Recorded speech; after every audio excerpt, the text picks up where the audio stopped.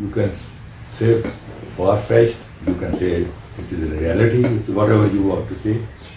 بات یہ ہے کہ سیکنڈ ورلڈ وار میں انگریز جنگ تو جیت گیا لیکن اکنامکلی اس کی جو تھی ریڑھ کی ہڈی اسی وہ بریک اپ ہو گئی اکنامکلی.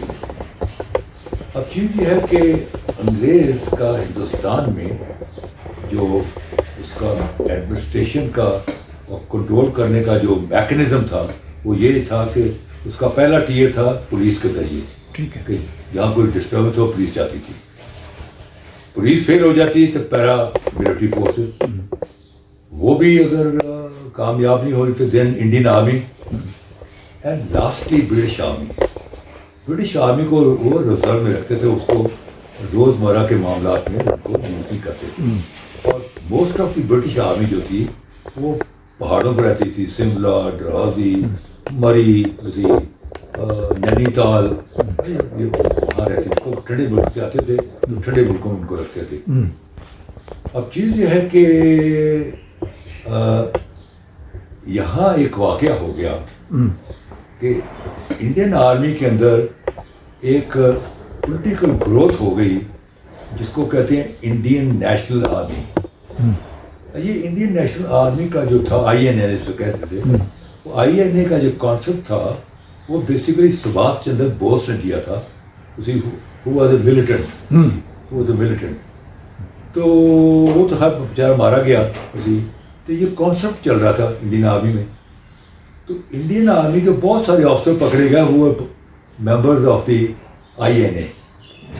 اچھا, ان کا ٹرائل ہوا باقاعدہ دلی کے لال قلعے میں, اس کو کہتے ہیں ریڈ فورٹ ٹرائل. جی, جس میں کہ جو گاندھی تھا اپنا جو نہرو تھا, he was the defence council. تو اس میں یہ کرنل شاہ نواز سے آپ کے اس اپنے علاقے کے اپنے کوٹا کے اسی کرنل شاہ نواز, پھر میرے اس میں ایک ماموں بھی تھے کرنل جہانگیر اسی, یہ سارے لوگ پکڑے گئے. اب چیز یہ ہے کہ یہ جو آئی این اے تھی اس نے انگریز کو ہلا کے رکھ دیا کہ جس انڈین آرمی پر ان کا دار و مدار تھا اس آرمی کے اندر تو انڈین نیشنل آرمی ڈیولپ ہو رہی ہے. تو دے ور ویری اپسیٹ. لیکن یہاں بھی کوئی گزارا شاید چل جاتا. اس کے بعد 1946 میں بامبے میں نیول میوٹنی ہو جاتی, نیوی کے اندر میوٹنی ہو جاتی ہے بامبے میں. اب وہ جو نیول میوٹنی تھی اس نے انگریز کو ہلا کے رکھ دیا. اب انگریز کے لیے بڑا مشکل تھا ہندوستان کو جو ہے کنٹرول کرنا. اب ان کو ہندوستان کو کنٹرول کرنے کے لیے انگریزوں کو کم از کم 1,00,000 فوج اور کی فوج کی ضرورت تھی. اب 1,00,000 فوج کے لیے تو بڑا پیسے درکار ہیں. وہ اکنامک جو ان کی جو ریڑھ کی ہڈی جس کا میں پہلے ذکر کیا وہ ہٹلر نے ان کی توڑ دی تھی. اب ان کے پاس پیسے نہیں تھے کہ 1,00,000 فوجی جو ہے بھرتی کر کے وہ ہندوستان بھیج سکیں. نمبر 1.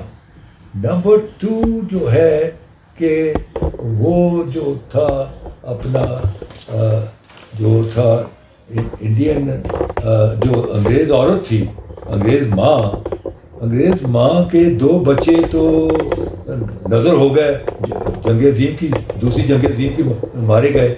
تو انگریز ماں جو تھی وہ اپنا تیسرا بچہ دینے کو تیار نہیں تھی ریکروٹمنٹ میں. تو انگریز ماں بچہ دینے کو تیار نہیں تھی اور بھیجنے کے لیے پیسہ نہیں تھا. سو انگریز نے سوچا کہ اب جیسے کہ آئی این اے ہو گئی ہے, میوٹنی ہو گئی ہے, اب ہندوستان میں رہنا بڑا مشکل ہو گیا.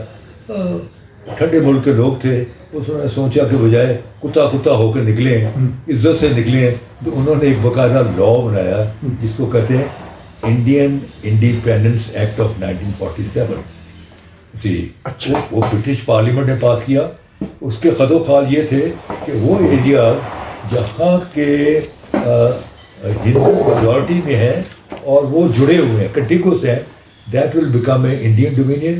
اور وہ ایریاز جہاں مسلمان میجورٹی میں ہیں اور وہ جغرافیکلی جڑے ہوئے ہیں وہاں پاکستان کی ڈومینین بنے گی. ان دونوں basis per Kashmir should have been part of Pakistan, کیونکہ وہ ہمارے ساتھ جڑا بھی ہوا تھا جغرافیکلی، اور اس کی میجورٹی بھی مسلمان تھی، لیکن وہ وہاں انہوں نے گھپلا کر دیا. انہوں نے کہا جی وہاں وہ لیٹر آف ایکسیشن لکھ دیا اس نے جو تھا مہاراجا کشمیر ہری سنگھ نے، اور جہاں نظام نے لیٹر آف ایکسیشن لکھا پاکستان کے لیے اسی، وہاں انہوں نے کہا کہ نہیں وہاں میجورٹی ہندو کی ہے، تو اس لیے لیٹر آف ایکسیشن کی کوئی ویلیو نہیں. وہاں جہاں مسلمانوں کی میجورٹی تو وہاں لیٹر آف ایکسیشن کو انہوں نے اسی اہمیت دی، اور جہاں ہندو کی میجورٹی تھی انہوں نے وہاں میجورٹی کو دی اور لیٹر آف ایکسیشن کو نہیں مانا. سو دیئرفور یہ ساری پرابلم وہاں سے سٹارٹ ہوئی، اور انگریز ایونچولی پیک اپ کر کے ہندوستان سے چلا گیا اور کشمیر کا جھگڑا چھوڑ گیا تاکہ مجھے بار بار بلائیں، اور ہم آج تک ان کو بار بار بلاتے ہیں کہ آ کے ہماری کوئی سیٹلمنٹ کر دو اسی.